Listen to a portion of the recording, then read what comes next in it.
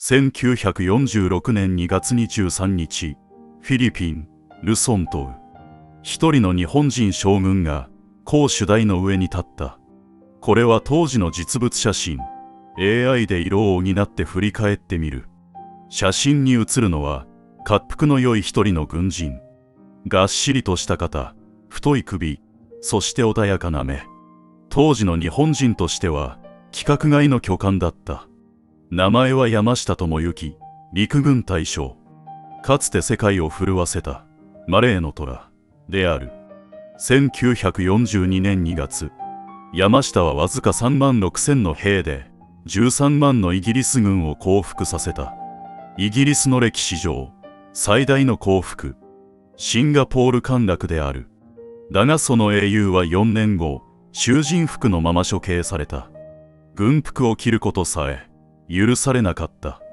栄光の頂点と屈辱の最後、その両方をこの男は一人で背負った。日本人が忘れてはいけない将軍がいる。それが山下智之である。処刑の直前、山下はある遺言を残した。それは恨みの言葉ではなかった。これから生まれてくる日本の子供たちへの願いの言葉だった。これはマレーの虎と呼ばれた男の栄光と悲劇の物語である。山下智之は1885年、高知県の山あいの村に生まれた。父は村の医者だった。体は大きいが目立たない少年だったという。兄の後を追うように軍人の道へ進んだ。陸軍士官学校を経て陸軍大学校を優等で卒業。ドイツに駐在し、語学にも寛能なエリートだった。身長は180センチ近く、仲間からは大山下と呼ばれた。私生活では軍人の家の娘だった久子と結婚した。二人の間に子供はいなかった。だがその巨体に似合わず、性格はささやかで涙もろかった。部下の名前をよく覚え、兵の家族のことまで気にかけた。後に山下の下で戦った兵たちは口を揃えている。あの将軍のためなら死ねると思った。と、軍人としての階段を山下は着実に登っていった。1936年2月26日、東京。雪の朝、事件は起きた。陸軍の若い将校たちがおよそ1400人の兵を率いて決起したのである。総理大臣の官邸など国の中枢が次々と襲われた。大蔵大臣の高橋是清をはじめ政府の重臣たちが殺害された。226事件である。当時の風景を再現してみる。若い将校たちの言い分はこうだった。貧しい農村を救えない今の政治を武力で変える。天皇を中心とした新しい国を作るのだと。だが天皇自身がこの決起に激怒した。事件は4日で鎮圧され、決起した将校たちは処刑された。そしてこの事件は山下の人生も大きく変えることになる。当時の陸軍には大きく2つのグループがあった。決起した将校たちに近い考えを持つ行動は、それを抑えようとする統制は。山下は行動派の側に近く、事件では決起した将校たちとの連絡役を務めた。この経歴が山下の運命に長い影を落とす。事件の後、行動派とみなされた軍人は次々と中央から遠ざけられた。山下も例外ではなかった。エリートコースから外れ、地方の部隊を転々とする。だが山下は腐らなかった。与えられた任務を黙々とこなし、静かに力を蓄えていった。山下の人生を語る上で避けて通れない人物がいる。東條英機、後の総理大臣である。この人物の写真もカラーにしてみる。東條は統制派の中心にいた軍人だった。行動派に近い山下とは立場が根元から違った。やがて東條は陸軍大臣となり、総理大臣へ上り詰めていく。二人は互いの力を認めながらも決して交わらなかったと言われる。1940年、山下は軍事使節団としてドイツへ派遣される。ヒトラーと会見し、最新の航空戦力を視察した。帰国した山下の結論は意外なものだった。今の日本にアメリカと戦う力はない。開戦には慎重であるべきだと山下は考えていた。だが時代は開戦へと突き進んでいく。そして皮肉にもその大戦の幕を開ける役目は山下に与えられた。1941年11月6日、山下は第25軍の司令官に任命された。与えられた任務はマレー半島の攻略。目標はイギリスの東洋支配の心臓部シンガポールである。当時の司令部の様子に AI で色を入れてみる。イギリス軍の兵力はおよそ8万、後に13万まで増える。対する山下に与えられたのは3万6千の兵だけだった。敵の半分以下の兵力で大要塞を落とさなければならない。参謀の中には無謀だという者もいた。だが山下は冷静だった。兵力の差は速さで埋める。敵が守りを固める前に走り抜ける。戦士に残る電撃戦が始まろうとしていた。出撃を前に山下は略奪や乱暴を固く禁じる訓示を全軍に出した。1941年12月8日午前1時30分、マレー半島の東の海岸、コタバルという町の沖合。闇の中、日本軍の上陸部隊が海岸に突入した。守るイギリス軍もここへの上陸を最も警戒していた。実はこれは真珠湾攻撃よりも1時間以上早い。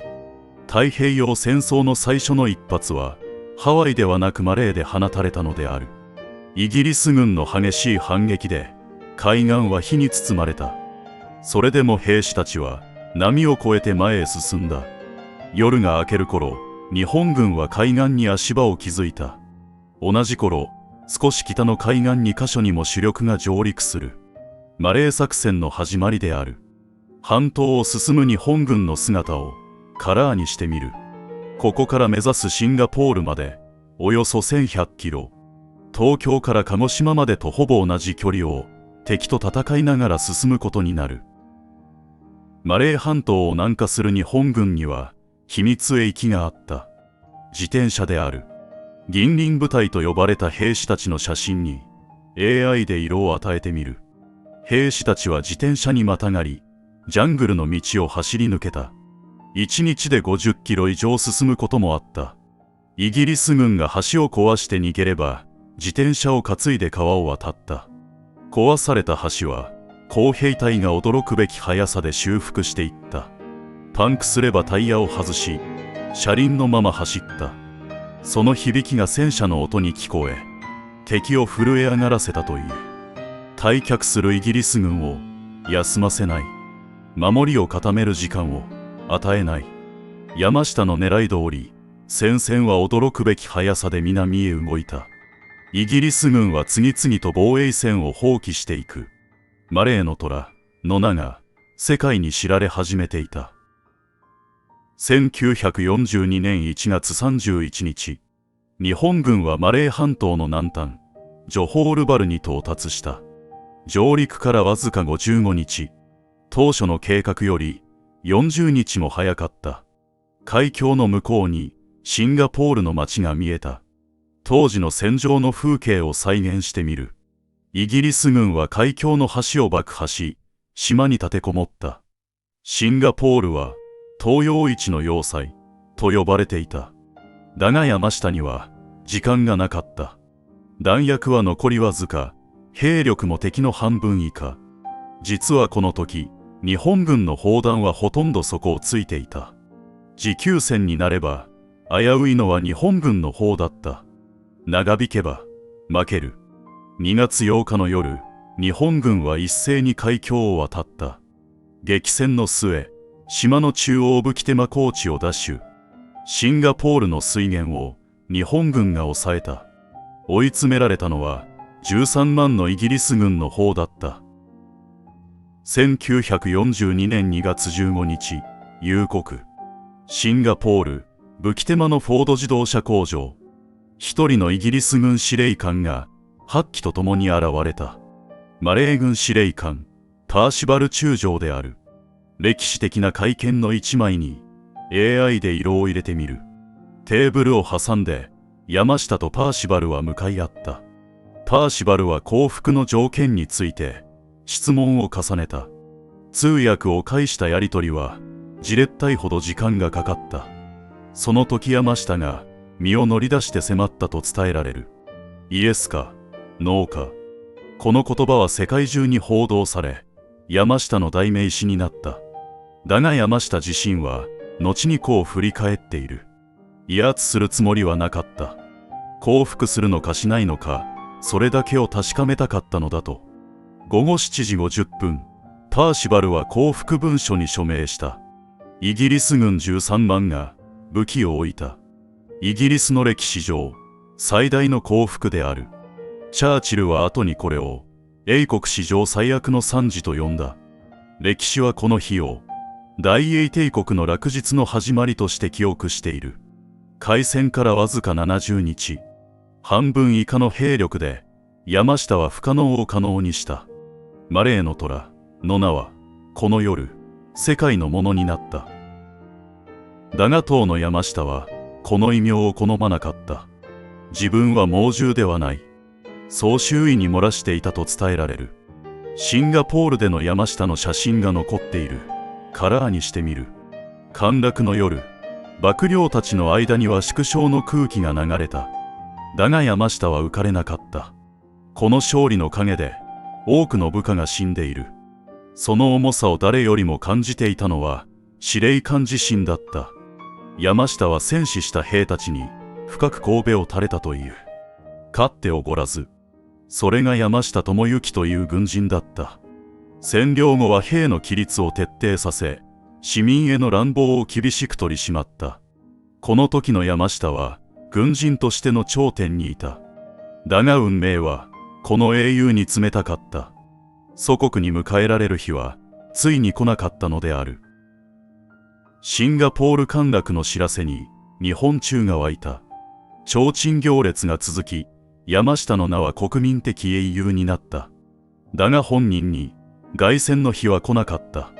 1942年7月、山下は満州への転属を命じられる。東京に立ち寄ることさえ許されなかった。天皇に戦勝を報告する機会も与えられなかった。なぜ英雄が遠ざけられたのか。時の総理大臣は東条英機だった。国民的な人気を集める山下を東条が警戒したためと言われている。勝ちすぎた男は警戒される。山下は何も言わず満州の荒野へ向かった。満州ではソ連への備えを黙々と固め続けた。そして2年余り歴史の表舞台から姿を消すことになる。それから2年、戦況は一変していた。ミッドウェー、ガダルカナル、サイパン。日本軍は敗退を重ね、防衛線は崩れ続けていた。1944年7月、東条内閣が倒れる。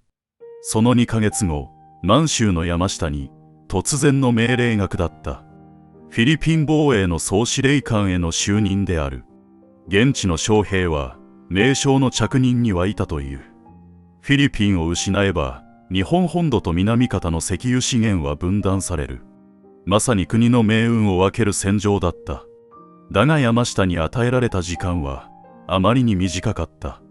着任は10月6日。その2週間後、アメリカ軍がフィリピン中部のレイテ島に上陸してくる。守りを固める時間はほとんど残されていなかった。英雄の再登板は遅すぎた。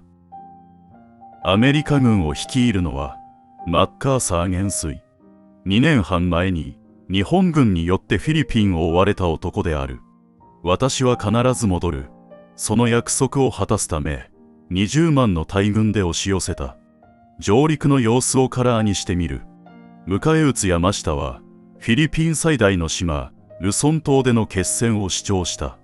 海を挟んだレイテ島に兵を送れば、輸送の途中で船ごと沈められるからだ。だが東京の軍の最高司令部、大本営の肩張りはレイテでの決戦だった。山下は命令に従うほかなかった。器具は的中する。増援部隊を乗せた輸送船は次々と海に沈んだ。レイテ島に送られた8万の将兵のうち生きて帰った者はわずかだった。1944年12月、レイテの組織的な戦闘は終わりを告げる。残されたのはルソン島の防衛だった。1945年1月9日、ついにアメリカ軍がルソン島に上陸した。山下の手元に残された兵力で勝てる見込みはもうなかった。それでも山下には果たすべき役割があった。フィリピンで敵を一日でも長く引きつける。その分だけ日本本土への攻撃は遅れる。それは本土にいる家族を一日でも長く守るための戦いだった。山下は全軍を3つの集団に分け、山にこもって粘り強く戦う道を選んだ。当時の戦場の風景を再現してみる。自らはルソン島北部の山あいの町、バギオへ司令部を移した。飢えと病の中で兵士たちは戦い続けた。フィリピンで戦没した日本軍将兵はおよそ50万人。太平洋戦争で最大の犠牲を出した戦場である。その一人一人の命を司令官の山下は背負っていた。その頃、首都マニラで悲劇が起きていた。山下は当初、マニラを戦場にしないつもりだった。100万人の下見が住む都市での市街戦は惨劇にしかならない。だから主力部隊にはマニラからの撤退を命じていた。だが海軍の部隊およそ2万は市内に残って戦う道を選んだ。1945年2月、マニラは1ヶ月に及ぶ市街戦の舞台となった。廃墟となった街の写真に AI で色を与えてみる。激しい戦闘の中で市民およそ10万人が犠牲になった。山下の指揮が届かない場所で悲劇は拡大していった。東洋の真珠と呼ばれた美しい都は瓦礫の山と化した。山中の司令部にいた山下がこの惨状を知ったのは後のことだったという。だがこのマニラの悲劇が後に山下自身の運命を決めることになる。1945年8月15日、終戦。山下は山中でその知らせを受けた。生き残った将兵の命を守るため、山下は降伏を決断する。9月2日、山下は山を降りた。そして翌9月3日、バギオで降伏文書に署名した。この歴史的な一枚もカラーにしてみる。その調印式の席に2人の連合軍将官が立ち会っていた。1人はフィリピンで降伏したウェインライト将軍。そしてもう1人はあのパーシバル中将だった。シンガポールで山下に降伏した将軍が3年半の捕虜生活を経てそこにいた。立場は完全に入れ替わっていた。山下は静かにペンを走らせた。かつて世界を驚かせた将軍はこうして敗軍の将となった。そして祖国の土を二度と踏むことなく裁きの場へ送られていく。1945年10月、マニラで軍事裁判が始まった。罪状は部下の犯罪を防がなかったという指揮官責任。マニラでの市民の犠牲が山下一人の罪として問われた。法廷での山下の写真に AI で色を補ってみる。山下を弁護したのはアメリカ軍の将校6人だった。彼らは形だけの弁護をしなかった。命令も通信も途絶えた山中から市内の部隊を止めることはできなかった。弁護団は証拠を積み上げ、本気で無罪を主張した。だが裁判は結論へ向かって進んでいく。1945年12月7日、真珠湾攻撃からちょうど4年のその日、言い渡された判決は絞首刑だった。弁護団は諦めず、アメリカの最高裁判所にまで上訴した。最高裁の判事2人は、この裁判は正義の名に値しないと述べて反対した。それでも判決は覆らなかった。1946年2月23日、午前3時、ルソン島ロスバニョスの丘、山下智之は公主台への階段を登った。軍服の着用は許されなかった。大将の階級章も60歳の老将の胸にはなかった。囚人服のままの処刑。それは軍人にとってこの上ない屈辱のはずだった。判決の後の写真に色を入れてみる。だが立ち会った人々は山下の様子が静かだったと証言している。取り乱すことも恨み事もなかった。弁護団のアメリカ人将校たちには深い感謝の言葉を残した。弁護人の一人は後に書いている。私たちは一人の立派な軍人を裁判の名のもとに死なせたのだと。処刑の直前、山下は日本に向けて長い遺言を口述した。それは軍人の弁明ではなかった。祖国の未来への祈りのような言葉だった。山下の遺言は意外な言葉で始まる。それは日本の母への呼びかけだった。これからの日本を立て直すのは軍人でも政治家でもない。子供を育てる母親たちだ。山下はそう言い残した。子供たちには自分の頭で考える力を、女性たちには自由と教養を、そして科学を学び、二度と道を誤らない国になってほしい。死の直前に語られたとは思えない、静かで遠くを見た遺言だった。戦後、この遺言は書き起こされ、日本に伝えられた。80年経った今も、その言葉は残っている。軍人が最後に願ったのは、戦いのない国だった。山下たちの世代が命と共に残した教訓。その上に、今の私たちの平和な日常は築かれている。子供が学校に通い、女性が自由に生き、誰もが明日を信じられる。山下が公主台の上で夢見た日本を、私たちは今生きているのである。あなたはこの将軍の生涯に何を感じただろうか。あなたのご家族で当時を経験された方はいませんか。よければコメントで教えてください。この物語が心に残ったら高評価とチャンネル登録をお願いします。次の一枚でも忘れてはいけない歴史をたどっていきます。